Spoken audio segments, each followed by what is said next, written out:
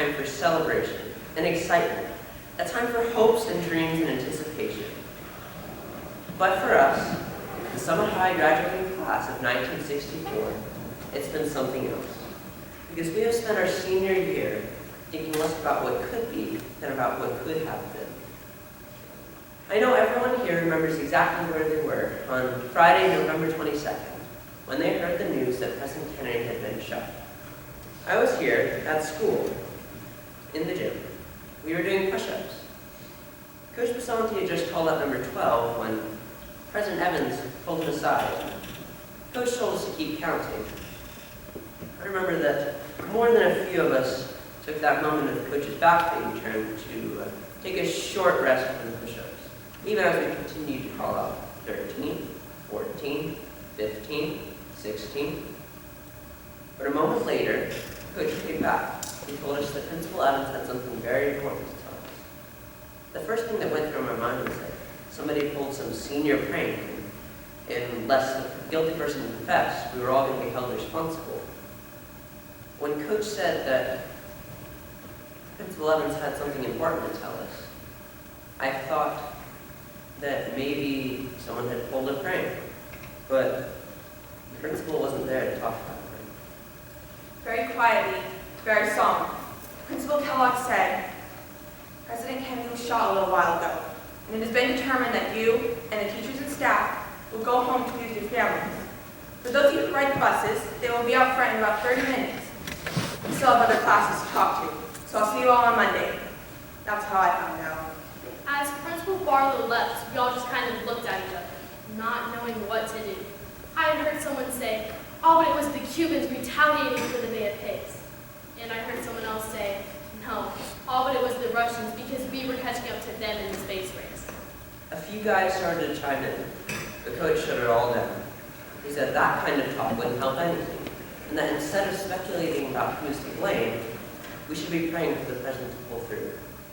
He said then to go shower and get changed so he'd be ready for when the buses came. There was no horsing around in the locker room that day. No teasing, no joking, just silence, as the enormity of the news Principal Evans had given us was something. I've ridden my bicycle to school that day. I remember, as I turned down my street, one of my neighbors, Miss Sullivan, was out getting her mail. She looked up and said, Marcia, what are you doing home from school so early? I stopped my bike and privately replied, school was canceled because someone had shot the president. It hadn't dawned on me until that moment that I was giving her new information, and I was struck by what a responsibility that was. I heard the expression, the color drained from his or her face. We all have. And I'd seen moments like that in the movies, but never in real life before. But when I told Mrs. DeCosta that President Kennedy had been shot, the color literally drained from her face. She opened her mouth to speak, but nothing came out. Tears filled her eyes. Then she silently walked back into her house. I watched her go, then pedaled down to my own house, wondering if my mother already knew, or if I was to be the one to deliver the news to her too. That's the moment the fact that President Kennedy had been shot became completely real to me. It was also the moment I realized there is a difference between being told something and being the one to tell it. Saying it yourself made it official. That day I realized how important words and the imparting of information can be, and why it is important to be done responsibly and accurately, with the thought of how the person or persons hearing it will respond. As I pedaled home, I thought about how brave Principal Evans had been that day, walking into classroom after classroom to deliver the tragic news, each time needing to express his own emotions, each time needing to clearly and calmly pass along the information, and at the same time trying not to cause a panic. Just like Walter Cronkite did when a little while later, he turned to the camera and announced that President Kennedy had in fact died. Up until then, I've been planning to apply to colleges for pretty long, but thinking about that day's events and the power and the responsibility of reporting is what made me decide to major in journalism next year. It's when I realized that being a good journalist, a real journalist, is to be part lawyer, part investigator, part teacher, part minister. And I have Principal Evans to thank for that. When Lee Harvey Oswald fired that rifle, he didn't just rob President Kennedy of his life. He robbed our entire generation of its innocence. But we had lived lives marked by prosperity and relative calm. Yes, there was the Cold War, but it hadn't exploded into battles. Yes, there was the missile crisis, but it was resolved without a single shot fired or bomb dropped. Yes, we've had to go under our desks during air raid drills, but nothing ever happened. Besides, we've had to stand outside for fire drills without taking the time to grab our jackets. And given the choice of feeling silly under our desk or freezing out in the schoolyard, I'm sure we'd all pick the air raid drills hands down. Am I right? The point is, compared to the generations that came before us, we've grown up living charmed lives. But all that changed from that Sunday, Friday morning in November. Over the next couple days, my family sat together, glued to the television set, as I'm sure all of yours did too. We watched in tears as the never-ending procession filed past the casket where President Kennedy's body lay in state. And we watched in impotent horror as we saw Jack Ruby step out from the crowd in that Dallas jailhouse, gun in hand, as Lee Harvey Oswald was being moved. My mother yelled out, "That guy's going to shoot him!" And my father shouted at the television, "Stop him!" as if the police in the jailhouse could hear him. But they didn't. As much as they can hear the instructions he yells at them when he's talking to the Steelers. And as we in America watched, the man who shot the president was killed before he could even be taken to trial. Before we knew why he did what he did. Before President Kennedy was even buried. So the next day, as we watched the funeral mass and procession that took President Kennedy to his final resting place in Arlington National Cemetery. As we watched the Kennedy family having to face the public in their most private moments.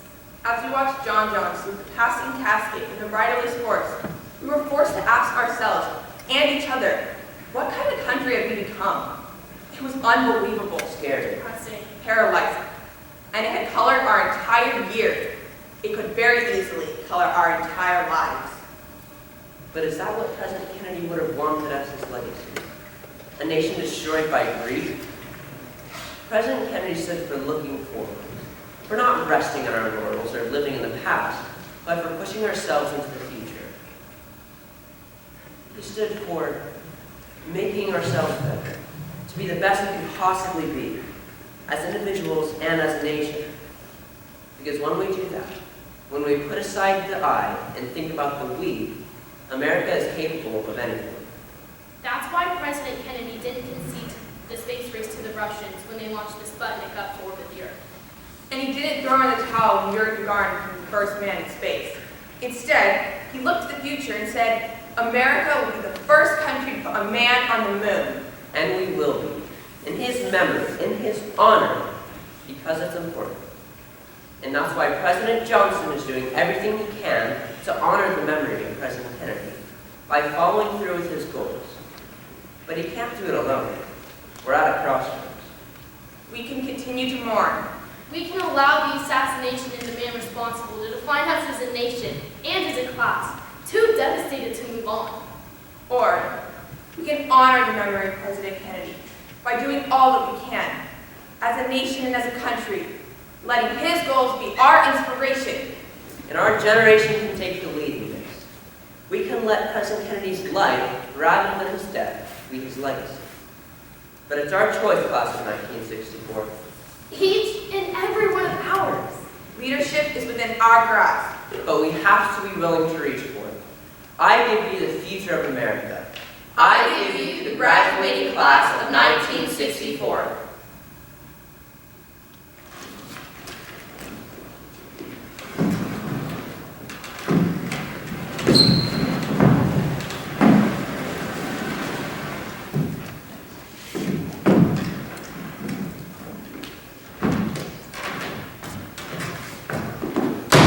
I'm telling you, this is important, really important. Maybe the most important thing ever to happen to J&K Middle School. Maybe the most important thing ever to happen in this town. I'm sorry, Rick, but it just looks like someone's shopping list to me. Me too. Because that's what they wanted it to look like, in case somebody found it. They who? The terrorists! No, Way. Well, they started a good job. Chicken, peas, potatoes, steak and bake. Back to me. No, salad, oil, vinegar, bread. I said give it back. It's a shopping list. It's probably in code. For what? I don't know. Plans for an attack? A list of ingredients to make a bomb? Or a list of ingredients to make a dinner roll. If it said the actual stuff, it wouldn't be in code, would it? Guess not. It's not code, Rick. It's someone's shopping list. Then why was it crumpled up on the ground? Because they finished shopping and were too lazy to look for a trash can. Then it would have been on the ground by the junk. But it wasn't. I found it on the ground by the Sunoco station. And what do you get at the Sunoco station? Gas. Unless you're going to the Stop and Shop inside, you can get everything on that list. You can't buy chicken at the Stop and Shop, but you can buy gas at Sunoco. And what do you use gas for? To make your car go. And to blow up things. Whoa. You're starting to sound totally crazy, Rick. Yeah, well, maybe some people have been willing to sound totally crazy a few months ago, the Twin Towers would still be standing, and all those innocent people would still be alive. Do you really think there are terrorists here? No. Maybe. That's kind of scary. All that happened is somebody went shopping, then stopped for gas, and threw their used shopping list out the car window. Or what happened is some Al-Qaeda freak accidentally dropped it out of his pocket, which is exactly why Osama bin Laden instructed his guys to write everything in code. You think that that list plans for an Al-Qaeda attack? Why not? Because we're in the middle of nowhere, Pennsylvania. What could anyone possibly attack? We don't even have a Walmart. The only plans people make in this town are to get out. We're equidistant from New York City, Washington, D.C., and 3 different military bases. Are? But we're like 300 miles from each of them. Don't you get it, Jen? We're the freaking epicenter. Of what? This town is so small, we can't even get cable. America is more than just big cities. The President and Homeland Security didn't just put the big cities on orange alert. They put the whole country on it. He's right, they did. Then where are they? Who?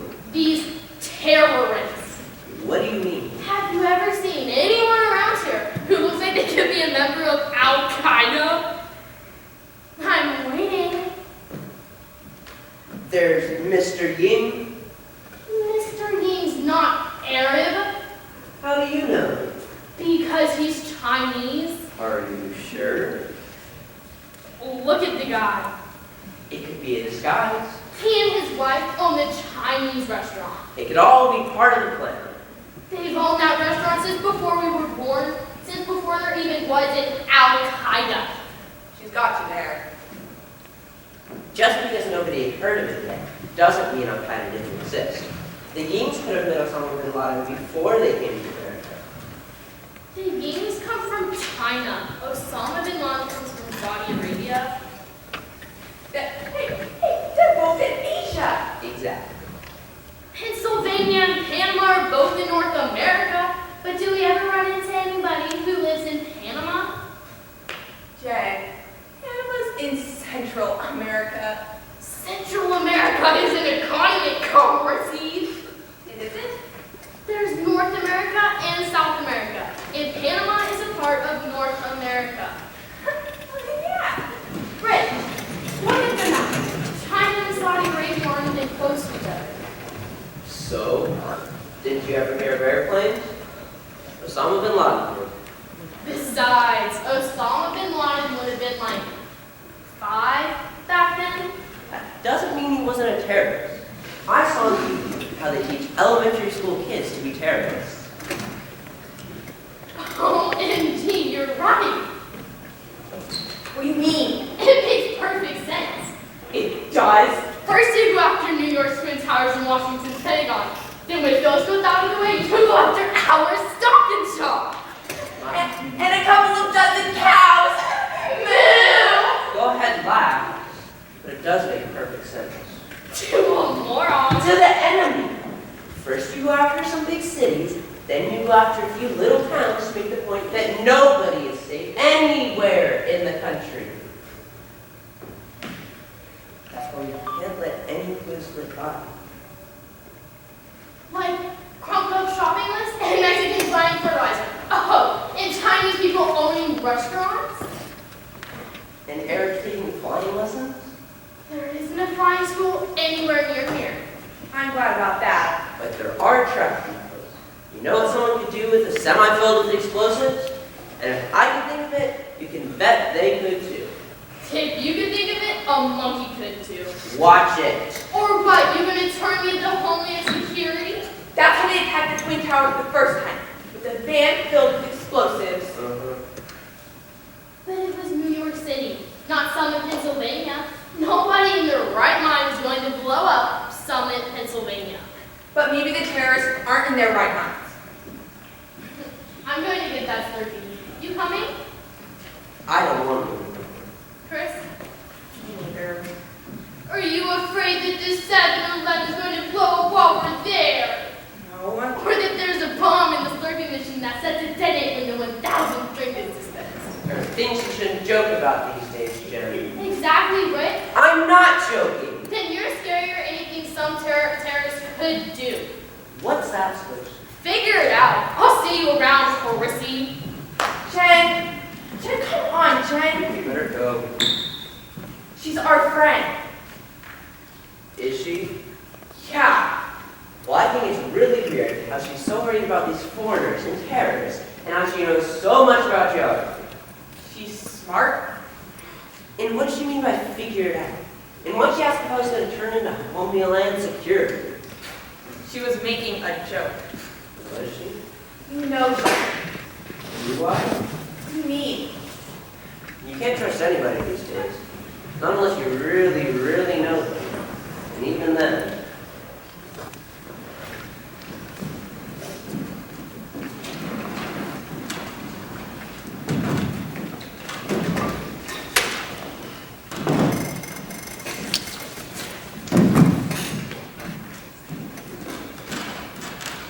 I'm just saying, Simone. The way the media is treating this election is... Charlie, use the steps the right way, please, honey. You too, Anthony. You know better than that. You could get hurt. Charlie, don't make me come over there. If I do come over there, we're going home. No more playgrounds. Thank you, Charlie. See, Charlie's not doing it anymore. What's better? Monkey see, monkey do. Apparently. What's the fascination with climbing up the slide instead of sliding down it? I don't know, but that's the way it's been all the time. Generation after generation. You're right, but maybe it's going to change like everything else. Look, I know some people have really high hopes, but do you really think Obama getting elected is going to stop kids from climbing up slides? Well, maybe not that, but it's going to change a lot of other things. Don't count on it. I know you didn't vote for me, Aaron, but... Look, I wish the man well. He won the election fair and square, but I just don't think it's The going to... country changed last night. I think it was for the better. The country changes every time a new president is elected. Not like this, Because he's Obama. because of what he represents. He's just a man, Simone, not the second coming. He's a black man. Is this another one of those liberal things I couldn't possibly understand? I didn't say that. You didn't have to. Aaron, Look, I don't know. Charlie, no throwing rocks. Anthony! What do you think you're doing? Thank you. So, what was you wrong considering? We were considering the monastery. This but- isn't a liberal thing, Karen. This is an American thing, like the American thing that happened when Kennedy was elected. You mean having another president who's young, charismatic, with a beautiful wife? No, I mean for the Catholics. You lost me. Oh, where'd you go to school? Same place you did. Did you ever take an American history class? I didn't have to. I was a business major. Oh, don't look so smug. How many economics courses did you take? Okay, from the first time they immigrated to this country, Catholics were told that they weren't real Americans, that they were second-class citizens, and they were suspects. Because they were immigrants. People believed that their allegiance was to the bad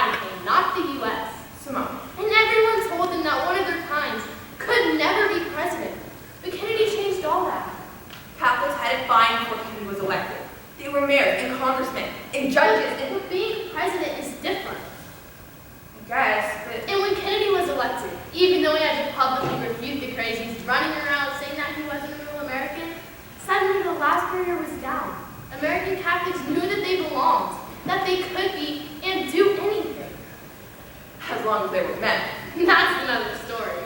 At least we agree on that one. We agree about a lot of things. We're friends, good friends. I like to think so. But you don't know what it's like to be someone who isn't a part of the mainstream, to be someone America has in one way or another, marginalized, to be an other. I don't have to. It's not your fault. Thanks. It just is. But maybe we're looking at a day now when no one will have to. Because of Obama. Obama's election hasn't just changed things for blacks. It finally said to all sorts of America's others, Jews, Muslims, Asian Americans, Hispanic Americans, Native Americans, that maybe one day their sons and daughters could be president. Because if a black man could get elected, if anyone could. Yes. Sorry. It might be called the White House, but it's finally everyone's house. That sounds like that bumper sticker. Karen, imagine if you're someone's denied opportunities because of his race. I guess I never considered the possibility that Charlie could grow up to whatever he wanted. You didn't have to. How do you live with that? As a parent? Deep down, you get angry. We've been friends for what, 10, 11 years now? Something like that. And, we've never talked about this kind of thing before. Yeah, and if we are, I bet a whole lot of other people are too. That's what I meant about things being different. That's changed. Look at them. Not a care in the world. Just two friends playing. Who knows? Maybe one day Anthony will grow up to be president. If he stops throwing rocks. That's not necessarily a prerequisite. Or Charlie will be president. And he'll have the whole country climbing up slides. Or there'll be something else altogether. Whatever they want to be. Because they'll know that they could be president. Thank you.